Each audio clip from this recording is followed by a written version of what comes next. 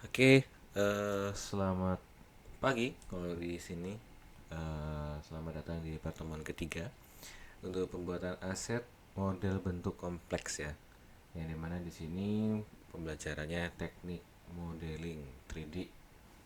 Kita lanjut dalam pertemuan berikutnya, sebelumnya, yang dimana ada pengenalan 3D Blender. Kita sudah jelasin tab-tabnya apa aja dan lain-lain. Maka dari itu sekarang kita akan langsung melanjutkan ke pembahasan berikutnya, yaitu langsung pada pengoperasian. Oke, langsung disimak aja. Oke, kita kembali lagi kepada tampilan. Dimana di sini kita akan mempelajari lebih lanjut mengenai bentukan-bentukan sederhana di Blender. Kita di sini belajar mulai untuk membentuk suatu objek. Nah, yang akan kita pelajari di sini kurang lebih adalah penjelasan komponen bentuk vertex, edge, dan base. Untuk mungkin kita akan membahas itu lebih lanjut ya. Terus yang kedua ada penjelasan mengenai extrude, fill, grid fill, loop cut, dan lain-lain. Ada penjelasan outliner dan parent child, nanti akan kita bahas juga. Dan terakhir di sini ada penjelasan modifier submenu generate. Yang dimana di sini ada array, bevel, boolean, build. Nah, yang dimana di situ nanti ada tugas, yaitu membuat rel kereta nanti di situ ntar. Oke, mari kita lanjut atau kembali lagi ke file Blender untuk kita langsung pengoperasian. Oke, sekarang kita akan mulai teman-teman. Yang pertama di sini saya akan membuat sebuah pagar rumah yang sederhana. Eh, di sini sudah terpampang ada objek kotak. Apabila saya memerlukan untuk kotak ini saya pakai, langsung saya pakai aja. Apabila kalau misalnya kedepannya saya tidak membutuhkan objek kotak ini, maka saya hanya tinggal menghapuskan saja. Karena saya butuh, maka saya akan membuat kotak ini sebagai bentuk dasaran awal saya. Oke.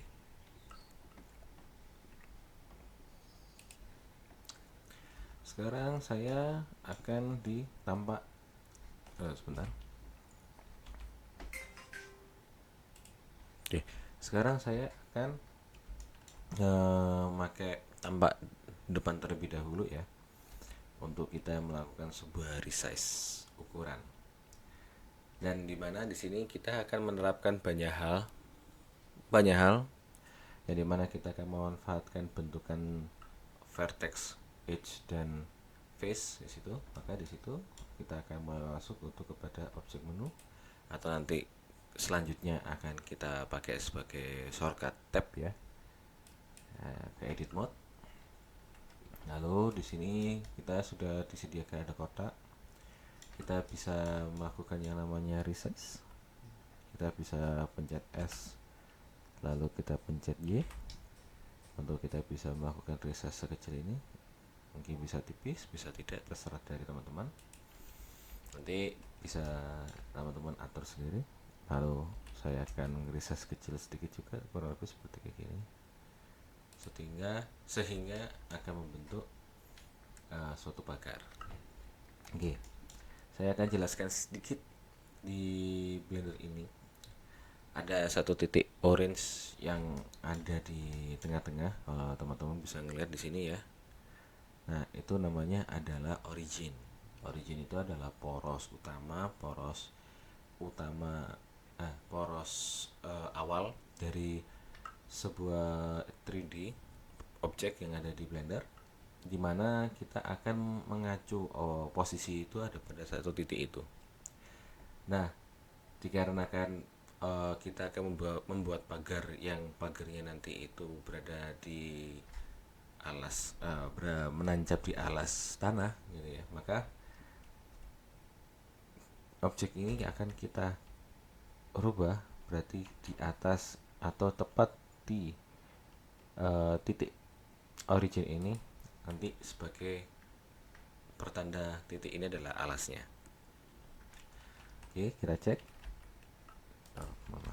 Nah, kita cek di sini udah oke.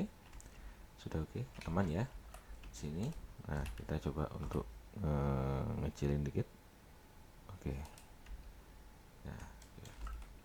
Boleh teman-teman bisa untuk mengeditkan lagi bentuk pagar yang Anda bayangkan seperti bagaimana ya, teman-teman. Dan teman-teman bisa untuk menggunakan mode tampak ini nanti ada dua ya yang bakal dipakai nanti, tampak wireframe dan tampak solid. Nah, bisa dipakai, bisa teman-teman selanjutnya nanti bisa menggunakan shortcut Z nanti biar bisa secara langsung ya. Oke. Lalu teman-teman di sini apabila memang mau sederhana, sebenarnya kita bikin papan aja udah selesai seperti kayak gini. Tapi kayaknya sih untuk bikin papan aja nggak cukup ya. Maka dari itu saya akan mencoba untuk mempercantik objek ini ya. Kita memulai untuk membuat atau mencoba tab yang bernama modifier. Di sini modifier ini memang fungsinya banyak banget, dimana akan membantu pengerjaan kita nanti setelah itu. Oke, sebelum kita mengarah kepada tab modifier, maka saya akan menjelaskan beberapa hal yang juga sama pentingnya ya. Dimana di situ mengarah kepada fitur-fitur dari edit mode yang akan kita pakai sebelumnya. Yang pertama kita akan mempelajari yang namanya loop cut. Loop cut itu adalah kita memberikan garis mengelilingi objek baik secara vertikal maupun horizontal. Contohnya saya akan pencet Ctrl R, maka akan muncul garis warna kuning seperti ini dan bisa kita rubah-rubah posisinya sesuai dengan posisi kursornya, ya kan? Lalu kita sesuaikan seperti yang kita butuhkan. Setelah itu kita klik di sini. Apabila posisinya teman-teman sudah merasa cocok dan tidak perlu digeser-geser, karena ini bisa digeser-geser ya, maka teman-teman bisa mengklik ke kanan untuk menyudahi di posisi yang sudah ada. Apabila teman-teman ingin menggeser sebuah garis itu di sebelah kiri, maka teman-teman hanya butuh di klik kiri saja, maka dia akan berhenti di posisi yang kita mau. Oke, karena kita mencoba untuk klik kanan Ctrl R dan kita taruh di tengah-tengah, maka langsung klik kanan aja sudah cukup. Oke, selanjutnya saya akan menghapus sisi samping. Seperti biasa saya akan melakukan seleksi. Teman-teman bisa melakukan seleksi dengan rectangular, tapi saya terbiasa memakai brush ya. Ya undi-undi, kadang-kadang saya pakai brush, saya juga pakai rectangular. Kadang juga saya pakai shift atau pakai lain-lain. Oke. Lalu di sini kita bisa hapus dengan mencet X. Di sini ada banyak pilihan. Kalau teman-teman hapus vertex, maka yang dihapus itu adalah vertex beserta sambungan-sambungan garisnya, sehingga akan menyisakan sedikit vertex yang akan tersisa. Nah, ketika kalau saya klik, maka yang tersisa cuma di samping sini. Kenapa? Karena ketika kita menghapus vertex, dia akan menghapus beserta garis yang terikat atau terkait dengan vertex yang diseleksi. Sedangkan kalau saya hanya menseleksi dengan ini saja, lalu saya hapus, maka dia yang terkait akan hilang sebagian, namun yang tidak terkait vertexnya maka tidak terhapus di situ. Begitu juga ketika menghapus dengan menggunakan edge,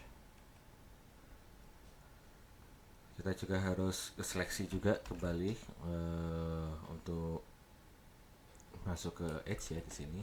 Nah, kita juga harus ngeseleksi satu-satu ya. gitu kan. Nah, ngeseleksi satu-satu kayak gini. Nah, kurang lebih seperti kayak gini ya. Nah, kita seleksi, lalu kita pencet H, hapus sama. Atau teman-teman kalau misalnya lebih lebih mudah dan lebih gampang, teman-teman bisa menghapus dengan menggunakan face. Kurang lebih seperti kayak gitu nantinya ya. Kalau ada tampilan-tampilan lain lagi, ini ada tulisan delete only edges and faces yang dimana kalau dihapus dia hanya menyisakan garis yang tidak terkait, namun hilang face yang terkait dengan yang terseleksi tadi. Sedangkan kalau only faces, maka di sini hanya tersisakan garis saja. Kurang lebih seperti kayak gitu ya. Oke, kita lanjut aja, kita langsung untuk pembahasannya. Kita hapus saja dulu sebagian. Lalu kita sekarang membentuk sebuah pola. Saya kepingin polanya ini agak melengkung di atas ya. Oke, saya akan nambahkan dulu loop cut. Kalau mau nambah kita bisa scroll in dan scroll out ya di sini. Nah, saya coba menambahkan satu dulu aja. Nah, saya kembali kepada vertex. Lalu saya hanya mengseleksi tampak depan saja. Di sini view-nya adalah view wireframe ya teman-teman ya. Saya klik di sini. Saya klik kanan. Lalu saya geser ke atas seperti ini. Nah, kurang lebih seperti kayak gini dulu ya, biar teman-teman bisa paham. Selanjutnya saya akan menggunakan seleksi loop, yaitu saya mencet alt lalu saya klik kanan, akan muncul loop seperti kayak gini, seperti teman-teman lihat ya di sini. Nah, fitur barunya Blender, kita bisa melakukan bevel secara manual. Kita bisa menambahkan garis dari hasil seleksi loop ini terbelah menjadi dua atau bisa menjadi lebih banyak. Caranya adalah kita mencet Ctrl B, lalu kita geser dan akan terbelah seperti ini.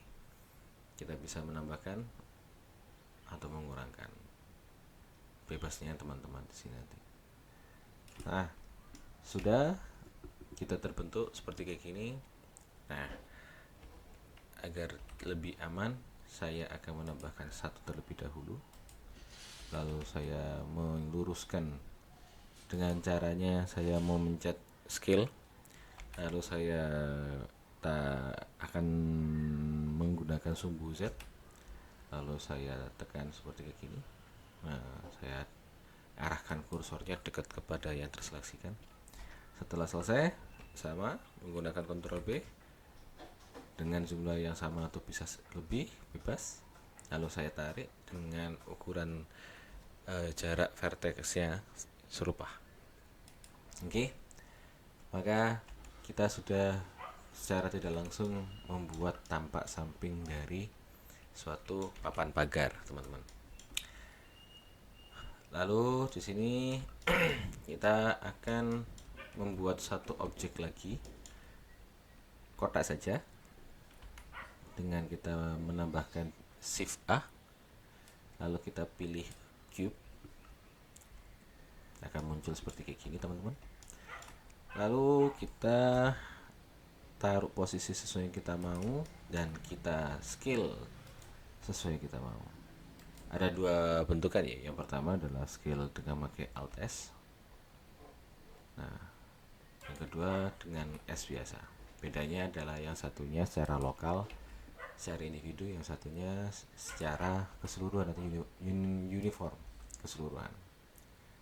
Nanti di pertemuan advance nantinya akan kami jelaskan atau akan dijelaskan oleh saya sendiri maksudnya apa. Kita lanjut aja. Kita pencet S, kita pencet X untuk melakukan penyesuaian kurang lebih seperti kayak gini. Nah, otomatis kita sudah bikin pagar. kayu pagarnya ya, kayu pagarnya di sini. Sini juga sama. Oke. Nah, misal teman-teman ingin benahin secara parsial, silahkan dengan cara-cara yang sudah saya sampaikan kemarin mulai dari pertemuan pertama hingga saat ini. Nah, apabila ada pertanyaan apakah ini perlu untuk dihapus, jawabannya bisa iya, bisa tidak. Teman-teman tidak perlu bingung karena nanti akan saya sampaikan untuk ada beberapa hal yang memang teman-teman bisa pelajari nantinya. Tapi kalau untuk di samping sini akan saya hapus nantinya, karena nanti kedepannya akan tersambungkan. Saya hapus dengan paste. Sudah seperti kayak gini. Lalu saya double pagarnya, saya berikan pagar untuk kayunya double fondasi seperti kayak gini. Ada yang di atas, ada yang di bawah. Kita bisa undi lah, kurang lebihnya seperti kayak gitu. Nah, seperti kayak gini teman-teman ya. Oke, selesai dari itu kita sekarang mempelajari tab modifier yang bernama mirror. Kita pakai mirror. Kita klik tab dengan gambar kunci Inggris seperti gini ya kawan-kawan ya. Lalu kita klik di sini add modifier, generate. Kita klik mirror. Nah, sekarang terbentuk secara simetris teman-teman. Dan keuntungannya kalau kita menggunakan mirror ini, ketika kita edit, kita bisa edit ini juga satu sisi aja, maka satu sisinya juga akan mengikuti. Begitu juga di sisi yang lainnya. Oke. Nah, saya akan mengklik atau mencentang clipping di sini. Nah, sekarang saya akan jelaskan apa fungsi dari clipping di modifiernya mirror. Teman-teman, kalau misalnya saya tidak mencentang clipping, lalu saya mengseleksi keseluruhan, lalu saya pencet G dan kita memisahkan objek ini, maka tidak ada keterkaitan atau tidak ada kerekatan antar objek, akhirnya semakin menjauh. Sedangkan kalau misalnya saya klik clipping di sini, lalu saya coba menjauhkan objeknya, maka dia otomatis merekat. Ini fungsinya apa? Fungsinya nanti ketika teman-teman membuat karakter atau objek-objek yang baik sederhana maupun kompleks seperti ini, yang dimana diharuskan untuk ada kerekatan hingga menjadi satu objek yang sama. Nah, kurang lebih pemakaian mirror seperti gitu ya teman-teman ya. Oke. Nah, sekarang kita belajar menggunakan modifier yang lain, namanya adalah modifier bevel. Nah, bevel ini seperti yang disampaikan, seperti yang dinamakan, bevel ini akan memberikan tepian yang melengkung ya, kalau misalnya saya bisa ngomong ya, dimana di sini akan tertumpukan dengan mirror, yang dimana apabila yang di atas adalah mirror dan Anda menggunakan bevel, maka keseluruhannya juga akan menggunakan bevel. Namun begitu juga sebaliknya, ketika satu objek di atas bevel, Anda menambahkan mirror, maka dia juga akan mengikuti bevel tersebut. Kita coba untuk mengecilkan amountnya menjadi 0,05 agar lebih smooth ya, 0,02 ya coba. Oke, nah terlihat lebih smooth, terlihat lebih ada tumpul-tumpulnya biasanya ya, gitu kan. Nah, coba kita tambahkan segmen di sini. Nah, hingga 3. Otomatis teman-teman sudah membuat objek ini seperti tumpul. Kalau kita lihat, nah otomatis dia akan membuat garis tanpa perlu kita buat secara manual. Oke. Sebenarnya di sini juga ada apa? Ada penjelasan lagi, namun akan kita bahas atau kita sampaikan dalam diskusi nanti. Teman-teman kalau misalnya ada rasa kepo di situ, monggo silahkan teman-teman bisa berdiskusi juga di kolom komentar, atau bisa langsung kalau misalnya teman-teman bertemu dengan saya di pertemuan berikutnya, monggo silahkan. Oke, di sini juga ada banyak, di sini juga ada shading, di sini bisa menggunakan hard dan normal dan lain-lain. Ini adalah fitur-fitur tambahan yang advance ya, hingga nanti suatu saat kita pakai maka akan saya jelaskan. Untuk saat ini kita menggunakan yang sederhana dulu aja, kita pakai ini utamanya di sini dulu aja ya. Oke, di sini juga kita bisa menggunakan offset dengan width, yang dimana dia menggunakan kedalaman, lebaran, atau bisa menggunakan depth, yaitu dimana dia menggunakan kedalamannya juga. Ada persentase yang dimana nggak seberapa ngaruh, ini hanya sekedar penamaan saja atau hanya sekedar penentuan saja.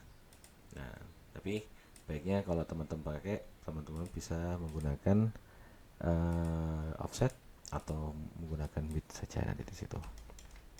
Oke. Untuk saat ini saya pakai width, tapi teman bisa bebas menggunakan offset atau width nih nantinya. Mungkin nanti kalau misalnya saya ngerasa nggak cocok, saya bisa berubah width itu menjadi lain-lain. Oke. Sekarang kita masuk tahap berikutnya adalah kita mempelajari namanya array. Kita belajar namanya array, kita klik di sini. Nah, array di sini fungsinya akan memberikan objek dengan tampilan yang serupa ya atau sama, itu bisa kita double berkali-kali yang kita mau. Dari count, coba kita menuliskan 10, maka semuanya akan terjejerkan menjadi 10. Kalau misalnya ada 100 akan semuanya terjejerkannya jadi 100. Begitu juga kalau misalnya ada 1000, maka akan terjejerkannya semuanya 1000 sampai hilang ya. Oke, karena ini hanya percontohan, maka saya hanya ngasih sekitar 10 saja biar kelihatan ya itu. Nah, sebenarnya di sini juga ada memberikan jarak relatif, kurang lebih bisa dengan faktor X atau faktor sumbu yang lain, atau teman-teman juga bisa menggunakan pakai constant offset, yang dimana kita bisa memberikan jarak secara ukuran pasti. Kalau tadi ini kan secara koordinat pastinya, kalau ini secara jarak pasti akan sedikit berbeda, namun rasanya sama. 1,45. Oke, sehingga terbentuk objek-objek seperti kayak gini ya teman-teman ya. Nah, sudah jadi di sini. Nah, oke. Nanti kalau misalnya teman-teman ada objek offset, kita nanti bisa masuk nanti di sini ntar. Tuh. Oke. Selanjutnya kita akan mempelajari untuk lebih lanjut ya terkait dengan pakai lebih advance ya. Jadi saya akan nyoba untuk membuat sedikit lebih melengkung ya, dengan menggunakan shift E, pencet curve, ada bezier di sini, kita klik. Nah, di sini ada kurva, garis kurva di sini ya, yang dimana nanti saya akan membentuk kurva ini sedemikian rupa seperti kayak gini gitu kan ya. Dan teman-teman nanti bisa coba-coba sendiri aja kurva ini nanti sesuai yang dimau, nanti bisa dilengkap-lengkuin lah sesuai dengan kebutuhan. Nah, lengkap-lengkup seperti kayak gini nanti. Nah, kurang lebih seperti kayak gini. Sip. Nah, setelah dari itu kita udah membentuk tracknya di sini, maka di sini kita bisa menggunakan array ini. Kita klik fit type-nya, maka kita menggunakan fit curve, lalu kita klik curve, kita klik, kita path ke arah Bezier curve di sini, dan akan terbentuk seperti kayak gini. Namun di sini belum cukup, saya menambahkan di deform, lalu saya klik curve, lalu saya klik di sini ada Bezier curve, maka otomatis dia akan membentuk melengkung seperti kayak gini teman-teman ya. Bagus ya, gitu kan ya. Nah, Lanjut di sini, ini penyampaian untuk lebih lanjut saja nantinya teman-teman, kalau mau nyoba silakan, kalau enggak tidak mengapa. Selanjut kita akan menggunakan konsep boolean. Oke, maka dari itu saya akan mengsummon satu objek namanya plane. Nah, lalu saya lebarkan plane ini seperti kayak tanah sebagai landasan ya. Lalu di sini saya akan membuat vertex ini lebih banyak dengan mencet W. Lalu klik subdivide di sini. Lalu saya buat ini sebagai banyak banget. Banyak dah. Ada 20 deh, 20. Nah, kurang lebih seperti kayak gini. Oke, di situ. Lalu sekarang saya pencet modifier, lalu kita pencet boolean. Nah, kita klik objek cube. Nah, sekarang saya coba cube ini, saya coba extrude ke bawah ya. Oke, saya extrude ini ke bawah. Saya extrude ke bawah.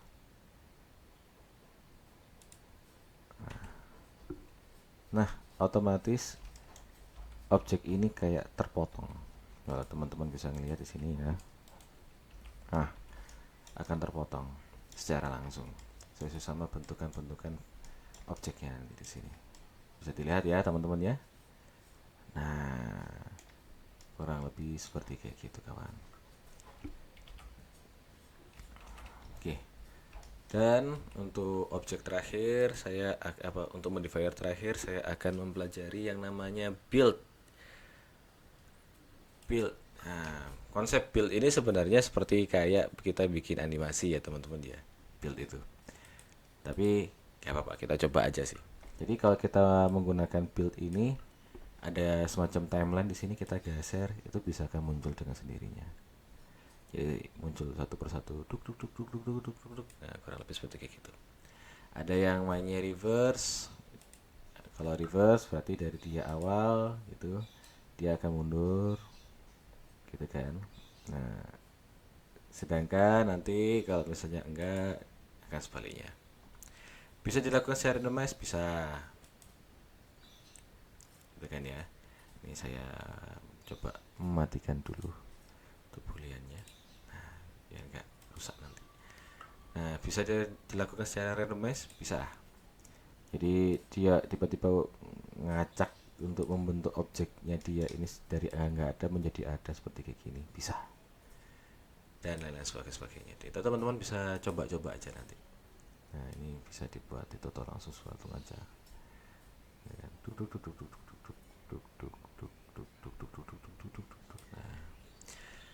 Oke, kurang lebih seperti kayak gitu teman-teman untuk penjelasan mulai dari lain-lainnya.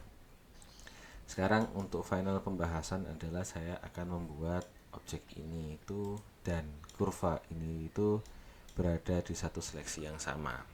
Jadi ada Bezier curve, ada cube. Saya pingin untuk dia terseleksinya sama lah, gitu kan. Daripada saya bingung satu-satu nge-track satu-satu, capek ya. Nah, dari itu saya coba untuk nge-hide plane di sini. Nah, biar fokus. Lalu saya pencet Shift A. Lalu saya pencet empty di sini, pakai plane access. Di sini ibaratnya empty ya, empty. Jadi maksudnya kayak kita bisa nge-seleksi ini, tapi nanti di tampilan dia nggak kelihatan. Seperti kayak kita overlay di sini. Ini overlay ini ibaratnya kayak hasil tanpa akhir, tanpa ada bantuan garis-garis dan lain-lain. Ekstras ya istilahnya. Kita klik di sini. Nah, dia akan hilang. Disitulah dia disebut sebagai empty. Oke, lanjut ya. Kita klik di sini, lalu kita seleksi Bezier curve-nya juga di sini, lalu kita klik empty di sini. Maka saya akan pencet Ctrl P. Lalu kita set parent ini menjadi objek. Jadi kita akhirnya bisa menggerakkan hanya dengan empty saja, langsung jadi di situ.